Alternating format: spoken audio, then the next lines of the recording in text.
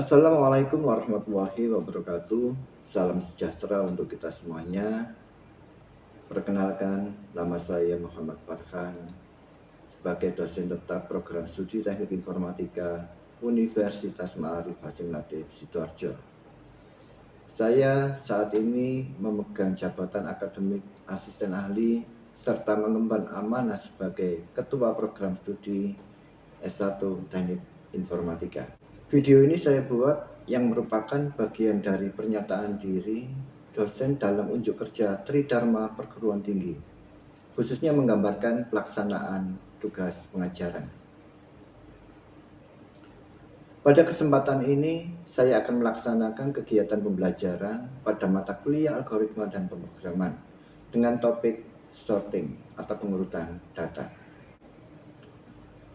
Topik ini merupakan salah satu materi fundamental dalam ilmu komputer karena menjadi dasar dalam pengolahan data, meningkatkan efisiensi pencarian informasi, serta mendukung berbagai proses komputasi pada pengembangan perangkat lunak.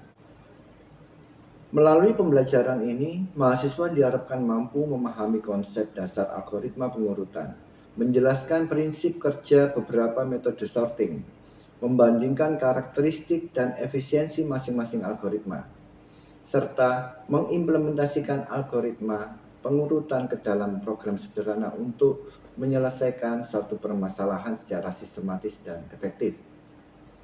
Materi sorting merupakan kompetensi penting yang akan menjadi bekal mahasiswa dalam mempelajari struktur data, analis algoritma, serta pengembangan aplikasi yang memerlukan pengolahan data secara efisien. Assalamualaikum warahmatullahi wabarakatuh. Waalaikumsalam warahmatullahi wabarakatuh. Pada pertemuan hari ini kita membahas mengenai sorting, dan sebelum kita mulai pembelajaran kita terkait dengan sorting, kita awali dulu dengan membaca bacaan. Semoga apa yang kita pelajari pada pagi hari ini bisa memberikan manfaat bagi kita semua. Al-Fatihah.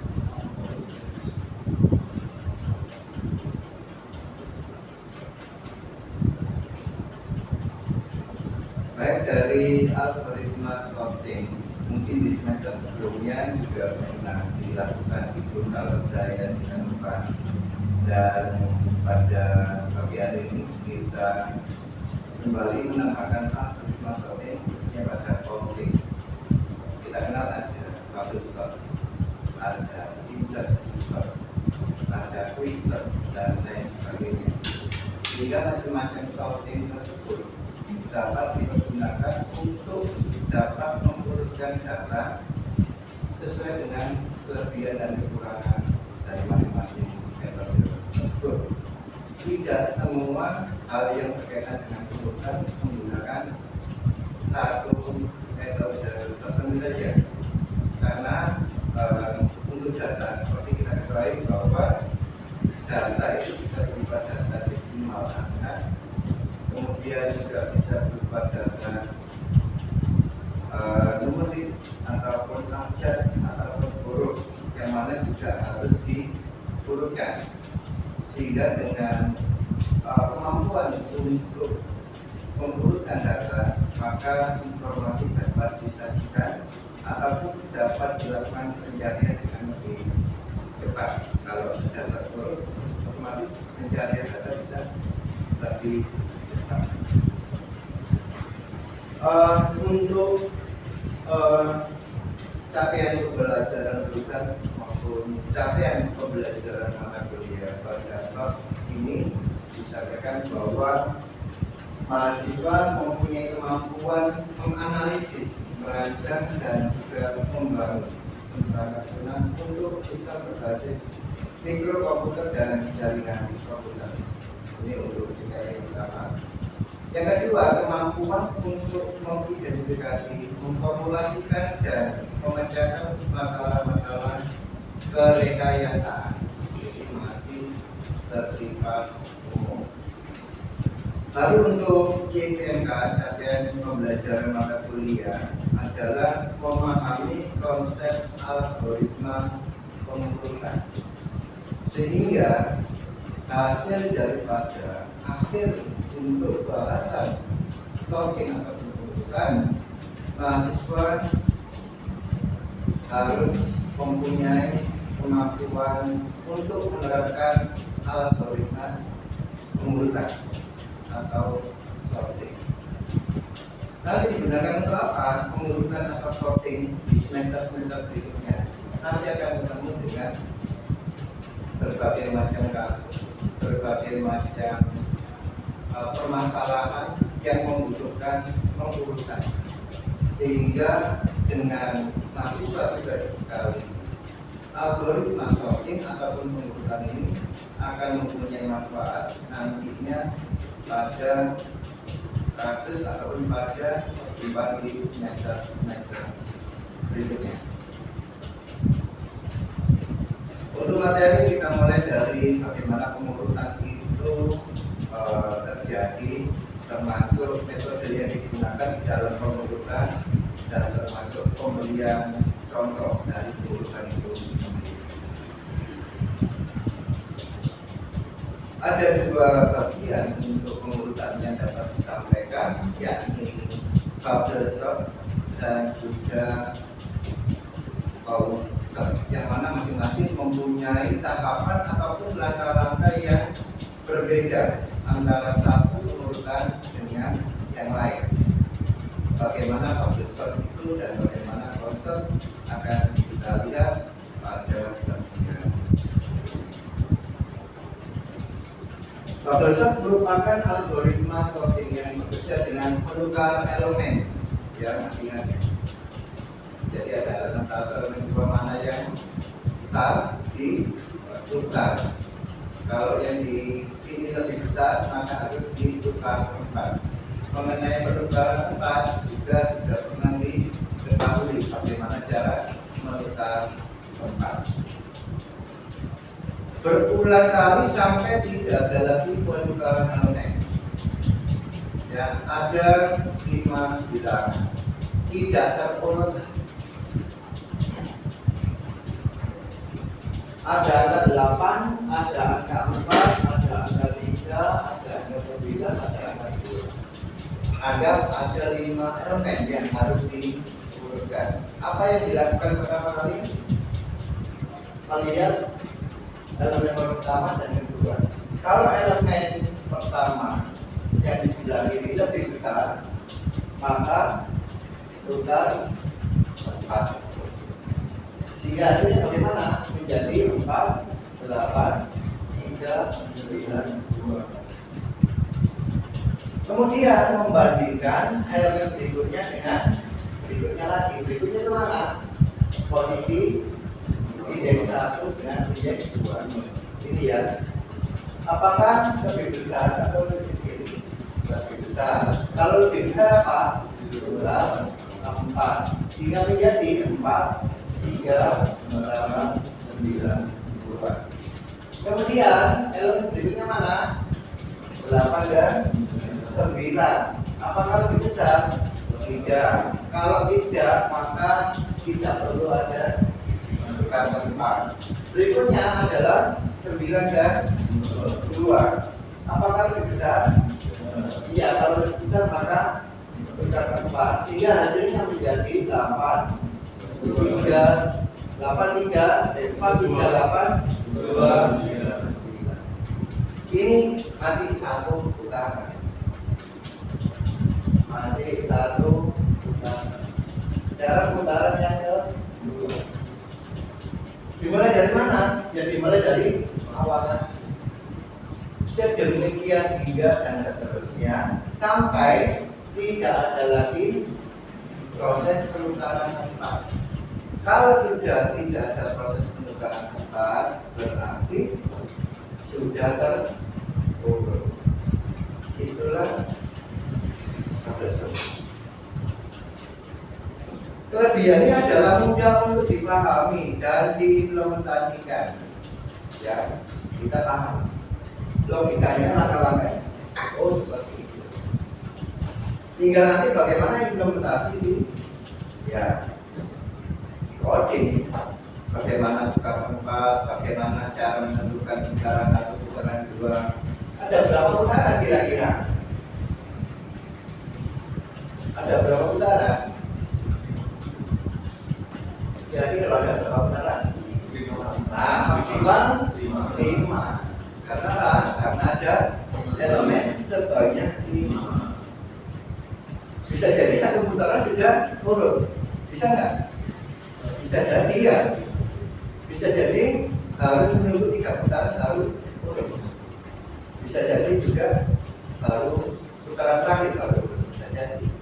Tergantung pada kondisi awal tersebut ya.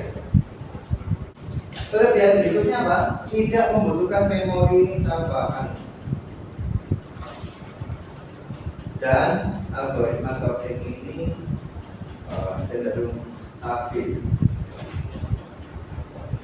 Kalau ada kelebihan, tentu ada kekurangan. Apa kekurangannya? Ya, time complexity pada sort ON. Artinya apa? Jumlah putaran dari bubble sort mengikuti dari jumlah elemen itu sendiri. Makanya tadi kalau elemennya bertambah, otomatis putarannya juga bertambah. Bubble sort merupakan algoritma yang menggunakan perbandingan. Perbandingan tadi ya, ini dibandingkan dengan ini, lebih besar atau lebih kecil. Kalau lebih besar, tempat. Kalau tidak, maka diabaikan. Cara kerja, algoritma bekerja dari indeks paling kiri tadi ya. Ini indeks paling kiri, indeks ke-0. Kemudian dibandingkan dengan nilai selanjutnya. Mana nilai selanjutnya? Indeks ke-1. Nilai yang lebih besar akan diletakkan pada bagian sebelah kanan. Ya, karena ini nilainya lebih besar, ditempatkan di sebelah, artinya tukar tempat. Proses diulang sampai semua data terurut. Ya, kita program mungkin tidak akan tahu terurut atau enggak ya kan? Tetapi hal itu dapat dilihat dari kalau sudah tidak ada lagi proses penukaran tempat. Kalau sudah tidak ada proses penukaran tempat, ya otomatis data sudah terurut. Mesin ataupun komputer tidak akan bisa seperti manusia. Kalau manusia melihat angka, oh ini nggak urut, cepat. Kita begitu melihat dan otak kita memikirkan angka ini dan kita dapat menyimpulkan bahwa ini tidak urut. Itu kita manusia. Tapi kalau mesin kan tidak begitu. Mesin kan perlu mengolah masing-masing angka ini. Mana yang komputernya lebih kecil, mana komputernya yang lebih besar. Sehingga perlu dilakukan langkah berikutnya untuk meletakkan yang kiri kecil, yang kanan besar. Itu. Sehingga kalau kita berikan contoh lagi dari bubble sort, ya mungkin lebih jelasnya, lebih kakinya di situ dengan berbagai macam pengurutan ya, mulai dari yang data awal diberikan 6035 sehingga setelah terurut menjadi 0356. Data pertama lebih besar dari data kedua, maka ditukar. Data kedua lebih besar dari data berikutnya, maka ditukar. Data berikutnya lebih besar dari data ini dibandingkan dengan data terakhir lebih besar dan dilakukan penukaran tempat. Nah, kalau kasusnya seperti ini, satu kali kita sudah selesai dan sudah urut. Coba diputar lagi, putaran kedua dibuktikan. Apakah lebih besar? Tidak. Apakah lebih besar? Tidak. Apakah lebih besar? Tidak. Berarti tidak ada yang ditukar. Berarti selesai. Berarti sudah urut. Yang kedua, data awal 0356. Ada penukaran? Tidak. 35 ada? Tidak. 56?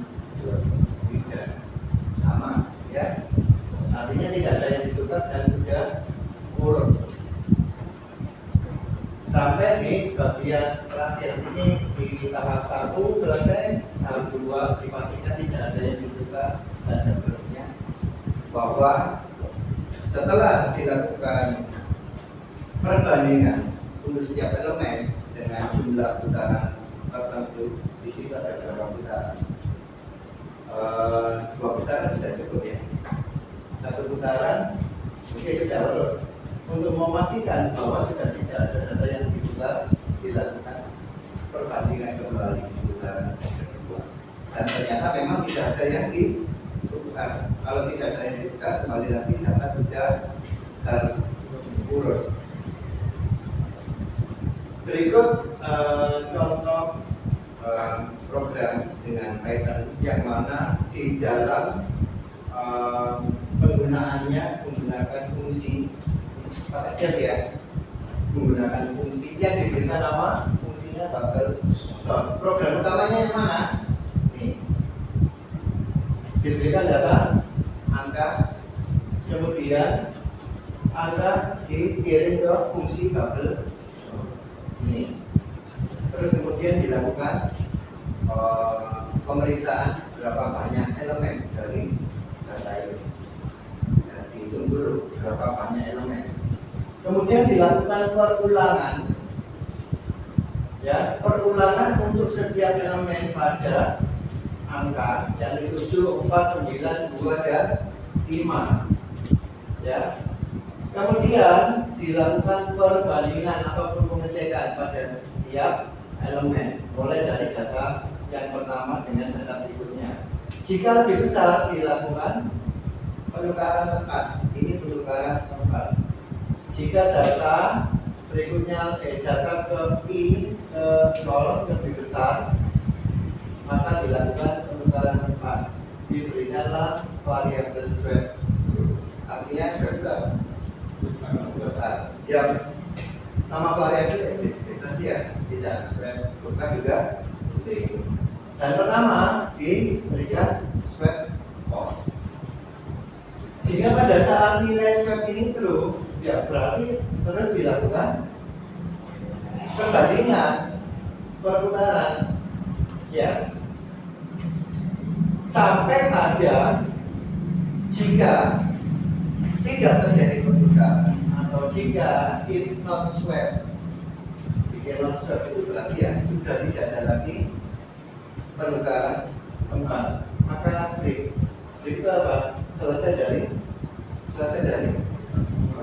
perulangan ya, perulangan, dan dikirimkan data akhir. Yang mana data akhir itu data angka yang memang sudah terurut dan ditampilkan di sini, print angka.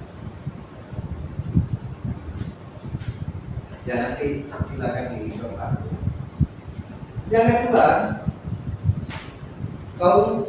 merupakan algoritma sorting yang bukan menggunakan prinsip perbandingan untuk melakukan pengurutan, melainkan menghitung frekuensi pada tiap elemen.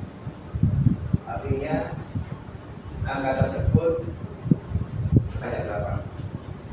Angka 8 ada berapa, angka 4 ada berapa, angka 3 ada berapa, diurutkan. Itu namanya sorting. Kelebihannya tentu lebih bagus dibanding dengan algoritma lain seperti Hamilton Distort ataupun Quicksort.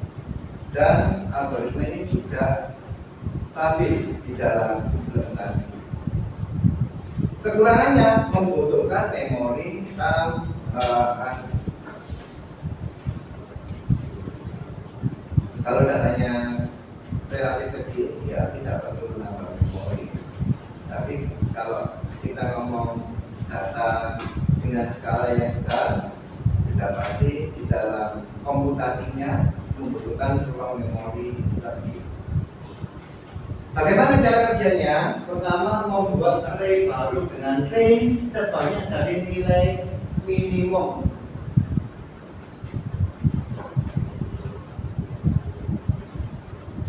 Kemudian pengisi dari array A ke array B berdasarkan frekuensi dari data-data yang terdapat pada array A. Jadi ada array A, ada array B. Array A ada datanya, array B masih kosong, isinya 0 semuanya. Kemudian terakhir dipindahkan data dari array B ke array A dan selesai. Kita lihat ilustrasi berikut. Langkah pertama, data awalnya nih 0, 2, 1, 3, 9, 3 ya, di masing-masing indeks nih 0, 1, 2, 3, 4, 5 ya. Kemudian disiapkan array B-nya.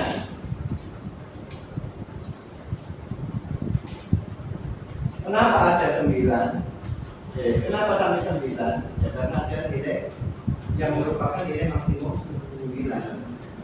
Nilai minimumnya 0. Sehingga dibuatlah array B mulai 0 sampai 9.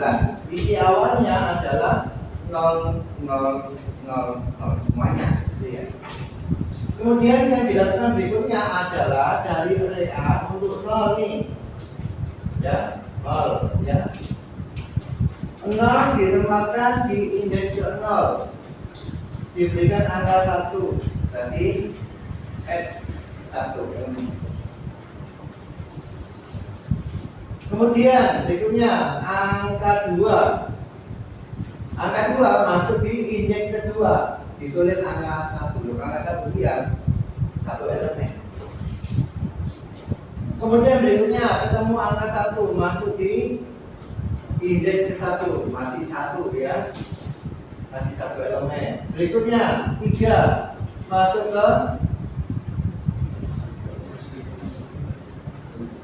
ke indeks ketiga, diisi 1. Jangan lihat 2, masih 1. Awalnya 1. Berikutnya 9 masuk ke indeks 9, diisi 1. Nah, berikutnya ketemu 3 lagi, masuk ke indeks 3.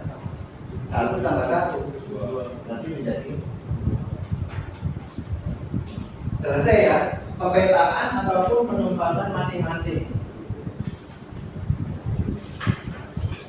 1, 1, 1, 2, 1 untuk masing-masing indeks ini. Berarti yang ini tidak yang dipakai 0, 1, 2, 3, 9. Kan memang angkanya 0, 1, 2, 3, 9. Ya. Berikutnya apa? Ya berikutnya ditempatkan kembali dari B ke A. Dari B ke A. Mulai dari untuk indeks 0 ya, ditempatkan di indeks 0. Kemudian untuk indeks ke-1 ditempatkan di indeks ke-1. Indeks kedua ditempatkan di indeks kedua. Ya. Kemudian pada indeks ketiga ada dua indeks, sehingga ditempatkan di 3 dan 4 karena ada 2. Berikutnya indeks terakhir, karena ini nggak dipakai, karena 0, 0, 0 nggak dipakai, langsung melihatnya ke indeks ke 9, ditempatkan di indeks ke berapa ya? 5. Sehingga hasil akhirnya 0, 1, 2, 3, 3, 9. Urut kan? Dan seperti itulah algoritma search membutuhkan 2 array. Array awal, kemudian array bantuan, kemudian dilakukan pemetaan dari array A ke array B, dan terakhir dikembalikan dari array B ke array A. Selesai. Kan beda cara, tetapi mempunyai tujuan akhir yang sama, yakni pengurutan. Kalau ngomong lebih mudah mana bubble sort dengan column sort, lebih mudah mana? Mungkin rata-rata bilangnya bubble sort ya. Tetapi pada kasus tertentu tidak selalu bubble shot itu dapat dipergunakan untuk pengurutan. Kenapa? Tadi kompleksitas dari perulangan semakin banyak datanya. Soalnya ada perulangan, nggak ada. Ya ada perulangan, tapi tidak seperti bubble shot yang mana harus membandingkan satu elemen dengan elemen lain dan terus begitu sampai n putaran. Tapi kalau di sini tidak ada perbandingan, ya langsung didapatkan angkanya, tempatkan di tempatnya yang sesuai. Dapatkan angkanya dari array A, tempatkan di array B di tempatnya yang sesuai. Latihan, ya. Jadi untuk pemahaman lebih lanjut, memang selain kita mendengarkan, memahami secara teori, dan berikutnya adalah dilakukan implementasi dengan latihan. Latihannya adalah membuat algoritma dan program dengan bahasa Python menggunakan pengurutan yang telah dibahas dengan data yang berasal dari input user. Data merupakan NIM mahasiswa. Kemudian dilakukan pengurutan berdasarkan NIM tersebut. Berarti angkanya sudah tidak satuan ya, banyak. Berapa NIM-nya? 14, 32 saya. Dan tidak perlu banyak, cukup mungkin 5 angka saja. 14 101 14 102 14 102. Cobalah input dengan seperti itu 5 angka dengan sebanyak 20 elemen. Itu prosesnya. Kemudian coba inputkan dengan elemen satuan 1, 2, 3, 4, 5 ya satuan. Tapi tidak urut ya. Dan jalankan dan hitung waktunya. Tidak perlu menghitung, biasanya juga akan ada planning time-nya. Semoga waktu yang jawabannya ini bisa memberikan apa mahasiswa. Terima kasih, sampai ketemu lagi dan saya tutup. Assalamualaikum warahmatullahi wabarakatuh. Waalaikumsalam warahmatullahi wabarakatuh. Sebelum saya akhiri, saya mengucapkan terima kasih kepada Kemendikbudristek atas kebijakan sertifikasi dosen dalam mendorong profesionalisme dosen. Terima kasih juga kepada LL.Dikti 7 Wilayah Jawa Timur yang terus membersamai kami dalam proses sertifikasi dosen. Terima kasih kepada asesor yang telah memberikan penilaian portofolio kepada kami. Terima kasih juga kepada Universitas Ma'arif Hasyim Latif Sidoarjo, Sivitas Akademika, kepada kolega dosen di lingkungan UMAHA, kepada mahasiswa teknik informatika, dan seluruh tim yang telah membantu proses sertifikasi dosen, mulai dari administrasi serta dokumentasi. Terima kasih atas bantuan yang telah diberikan. Saya akhiri, wabillahi taufiq wal hidayah. Wassalamualaikum warahmatullahi wabarakatuh.